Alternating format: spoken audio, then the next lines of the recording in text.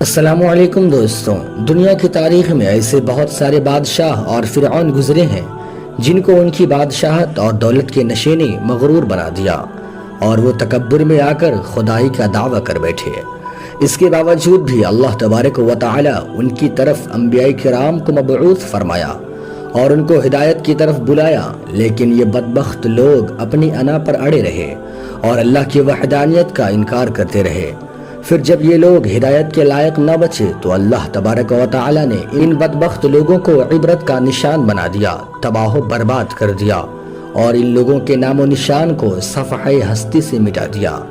اللہ تبارک و تعالی نے ان جھوٹے خدائی کے دعوے داروں کو ایسی عبرتناک موت دی کہ آج بھی لوگ اس سے عبرت حاصل کرتے ہیں۔ پیارے دوستو، خدائی کا دعویٰ کرنے والے بدبختوں میں سے ایک بدبخت شداد بھی تھا، جس نے اللہ تبارک و تعالی کی وحدانیت کو للکارا اور سرکش اور نافرمان ہو گیا۔ پیارے دوستوں، شداد کون تھا اور کس طرح اس نے اللہ کی نافرمانی کی اور خدائی کا دعویٰ کر بیٹھا، اور اس طرح اس نے دنیا میں جنت تیار کی اور اس کی بنائی جانے والی جنت کتنے سالوں میں تیار ہوئی، اور پھر اللہ نے اس بدبخت شداد کو کس طرح دنیا کے لیے عبرت کا نشان بنایا اور اس کا انجام کیا ہوا، جانتے ہیں آج کی اس ویڈیو میں قرآن و حدیث کی روشنی میں۔ تو لہٰذا میری گزارش ہے کہ اس ویڈیو کو آخر تک ضرور دیکھیں، اور اگر آپ ہمارے چینل پر نئے ہیں تو چینل کو بھی سبسکرائب ضرور کر لیں۔ پیارے دوستوں، شداد اس قوم کی نسل میں سے تھا جو دنیا کی سب سے طاقتور ترین قوم تھی، جس کو قوم عاد کہا جاتا ہے۔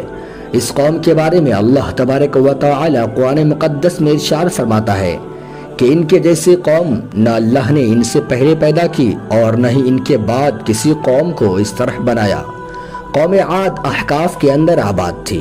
احقاف ایسی جگہ تھی جہاں ریت کے بہت اونچے اونچے ٹیلے موجود تھے، اور احقاف کا یہ علاقہ یمن اور عمان کے درمیان بکھرا ہوا تھا۔ اس علاقے کے اندر قوم عاد 8,500 سال پہلے آباد تھی۔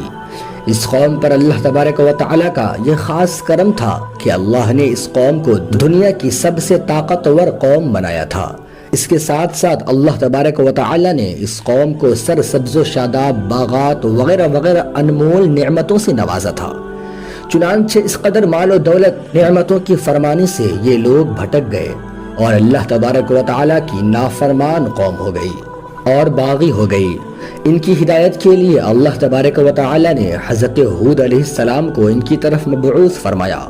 حضرت ہود علیہ السلام اس قوم کو اللہ تبارک و تعالی کے حکم سے تبلیغ کرنے لگے اور اللہ تبارک و تعالی کی وحدانیت کی طرف بلانے لگے، لیکن یہ قوم اپنے کفر و شرک سے باز نہ آئی اور حضرت ہود علیہ السلام کا مذاق اڑانے لگی۔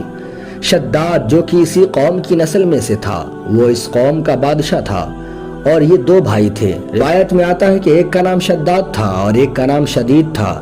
شدید پہلے بادشاہ بنا اور وہ مر گیا۔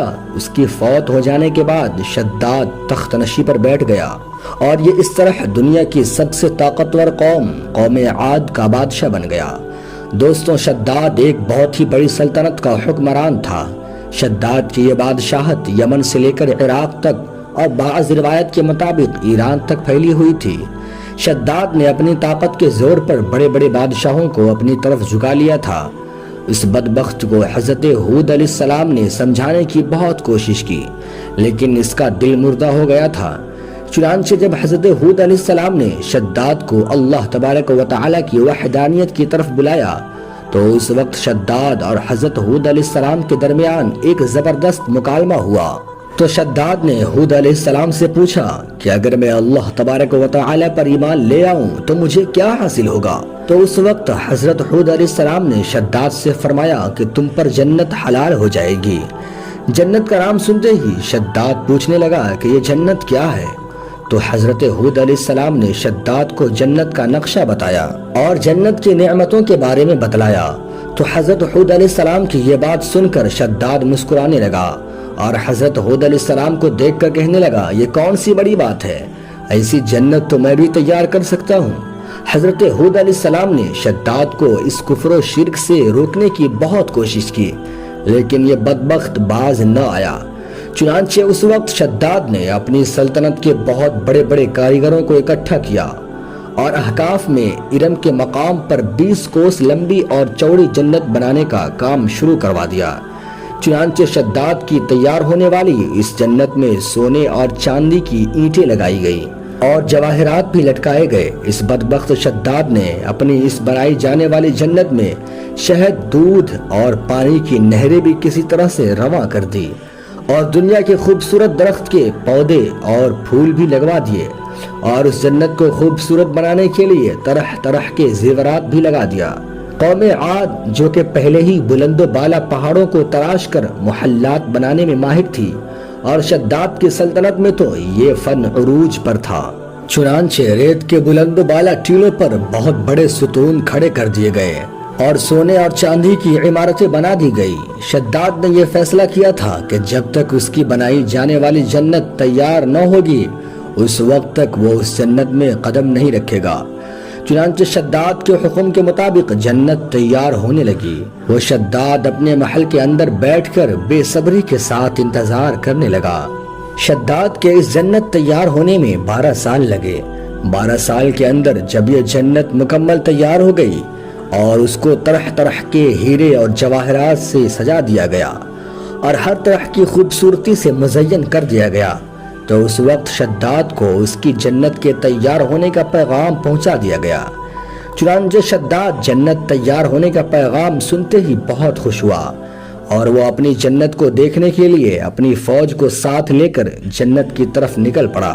چنانچہ شداد ابھی جنت کے دروازے پر پہنچا ہی تھا کہ اس نے اپنے سامنے ایک شخص کو کھڑا دیکھا جو کہ پتلا دبلا تھا۔ شداد اس پتلے دبلے شخص کو دیکھ کر خوف زدہ ہو گیا اور کانپنے لگا اور پہچان لیا کہ لگتا ہے یہ میری موت ہے، مجھے جنت میں داخل نہیں ہونے دے گا۔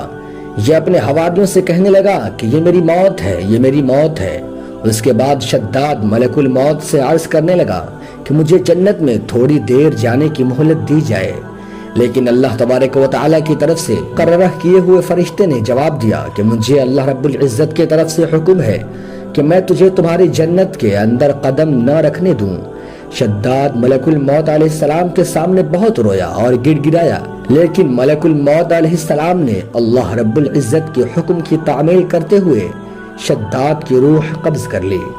چنانچہ شداد کی موت کے بعد حضرت جبریل علیہ السلام نے ایک زوردار چیخ ماری اور شداد کی بنائی ہوئی وہ جنت جو 12 سال میں تیار ہوئی تھی وہ پل میں زمین کے اندر دھس گئی۔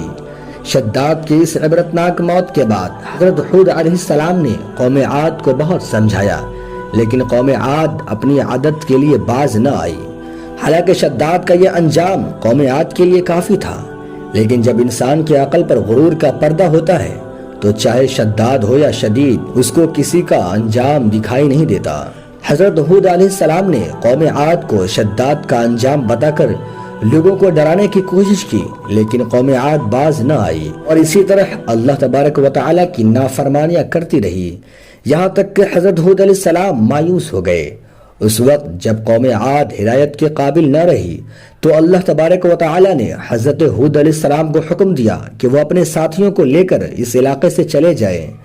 اللہ تبارک و تعالیٰ کا یہ حکم پاتے ہی حضرت ہود علیہ السلام پھر سے ایک مرتبہ اور سمجھانے کی کوشش کی، لیکن وہ قوم عاد پھر بھی باز نہ آئی اور پھر ہود علیہ السلام اپنے ساتھیوں کو لے کر اس علاقے سے روانہ ہو گئے۔ چنانچہ ان سب کے جانے کے بعد اللہ تبارک و تعالیٰ نے قوم عاد پر خوفناک آندھیاں مسلط کر دی۔ وہ خوفناک آندھی اور طوفان 7 راتیں اور 8 دن تک چلتی رہی، اور اس آندھی طوفان میں قوم عاد تباہ و برباد ہو گئی اور سب کے سب زمین کے اندر دھنس کر نیست و نابود ہو گئے۔ اس قوم پر ایسا عذاب نازل فرمایا اللہ نے کہ اس کا نام و نشان تک نہ رہا۔ پیارے دوستوں، اسی طرح اللہ نے شداد اور اس کی قوم کو عبرت کا نشان بنا دیا اور ان لوگوں کو صفحہ ہستی سے مٹا دیا۔ اللہ رب العزت کی بارگاہ میں دعا ہے کہ ہم تمام مسلمانوں کو نیک راستے پر چلنے کی توفیق عطا فرمائے، آمین۔